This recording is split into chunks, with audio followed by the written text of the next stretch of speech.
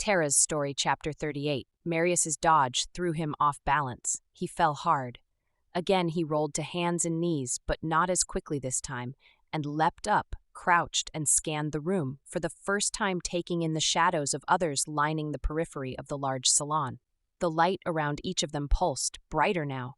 How had he missed that? Had it been obscured by the darkness he surrounded himself with? Even the great Marius did not want to fight this light alone. He felt rather than saw the tiger lower itself into a deeper crouch, its tail flicking a quicker rhythm. He felt the mass of gathering energy as the giant lizard's tongue flicked a different rhythm in preparation. He saw Simeona push past both of them to stalk forward, ready for the next tactic. He had begun to slide backwards toward the door, when he felt the air swish as it opened. Marius whirled. Behind him stood a man holding a taser, but it was the giant lizard beside the man that he knew to be the more dangerous threat. Its blinding beauty made him sick to his stomach. Disgusting thing. The brilliant colors of its scales, the flashes of golden light from its eyes, the glistening white points of the rows of teeth. The words he heard hissing from the terrible mouth, Marius. So we meet again. Light pulsed around it, a sense of well-being that stabbed his gut like a spear.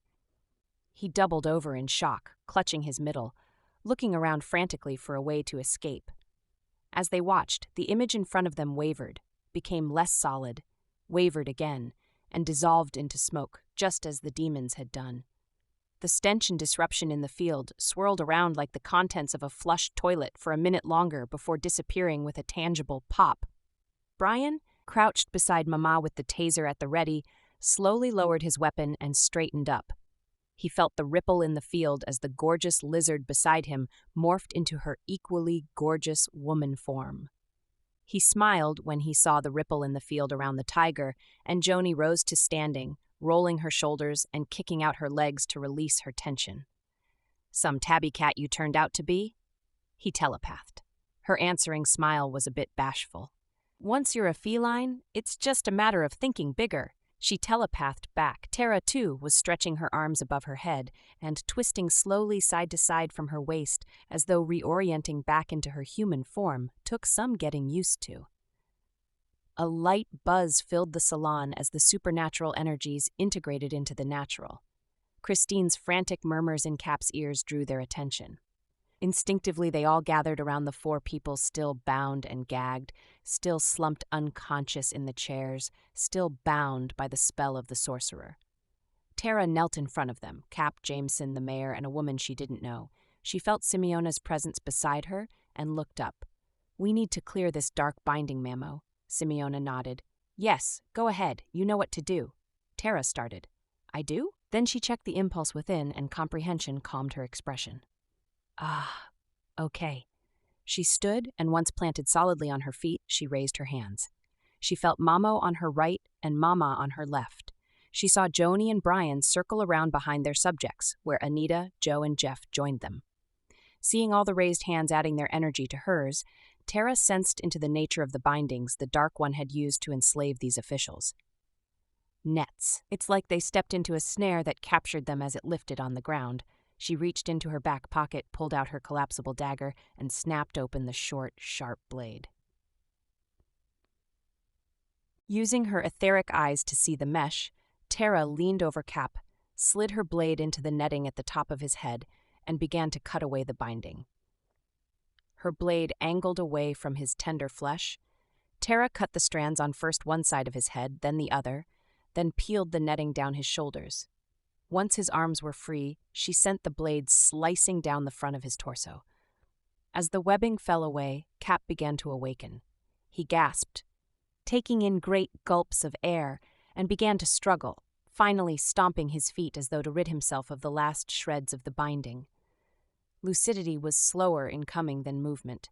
Cap's eyes still looked glazed, as though he were not yet fully in charge of himself. Christine, watching her beloved carefully, laid both palms on his shoulders to calm him, blinking furiously to clear the tears from her eyes. She glanced to the people on either side and saw that they, too, were emerging as Terra sliced and diced the dark webs that contained them into shreds. As they were freed, they too began to return to their bodies, and they too looked around them with frightened, confused eyes. Terra? Christine's voice quivered, her question hanging in the air, but it was Simeona who answered. They will come back, daughter. It will take a bit longer for the hooks into their consciousness to dissolve, and for them to forget the torment they witnessed. Here. We will help them, but in small doses so the shock isn't too disturbing. Everybody, extend your light, gently. The buzz in the room began to build, along with the invisible brightness. The circle became even more cohesive with the intention to ease suffering and restore life. The energy spiraled ever brighter until it seemed the roof might lift off and spew the remnants of darkness into a sky just beginning to silver into dawn. Poof! The energetic pop left the atmosphere in the room, rippling in small waves like a pond after a storm, sparkles and spangles of color slowly settling down into a soothing fizz. Christine kissed Cap's cheek as his color began to return. The mayor started when she patted him on the shoulder, then offered her a weak smile of recognition. Jameson sat up straight and shook his head to reorient. Brian knelt in front of the unknown woman, took her hands and squeezed, eliciting a grateful thank you and a watery smile. Looks like everyone in this group is back, Terra, Joni announced. Terra looked toward the distant corners of the salon, where two other groups of inspelled officials were being cleared of the snares of dark magic.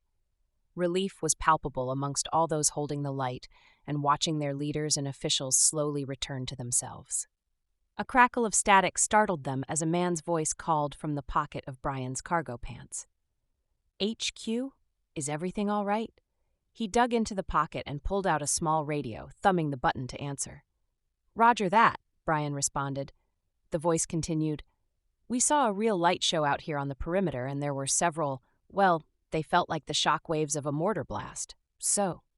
Brian shook his head, then remembering the other man couldn't see, repeated, Roger that too, but we're okay in here. Anything further to report?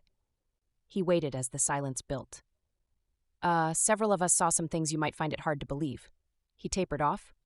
Don't worry, soldier. We saw some pretty unbelievable things too. We'll gather for a debrief in... Brian looked up, waiting for instruction. Terra glanced at Mamo and Mama and just knew. 90 minutes. In the main room, she instructed. Brian repeated the information and shut off the call. Joni headed for the house phone. Room service. We need fresh fruit and juices, a light breakfast, and lots of coffee and tea delivered to the salon. How long? Oh, good. I'm glad you started already. Thanks. She hung up. Nourishment will be here shortly. Terra nodded. Thanks, Joni. Then she slowly turned toward Mama with her eyes full of questions. Mama, what did you mean when you told Marius we meet again?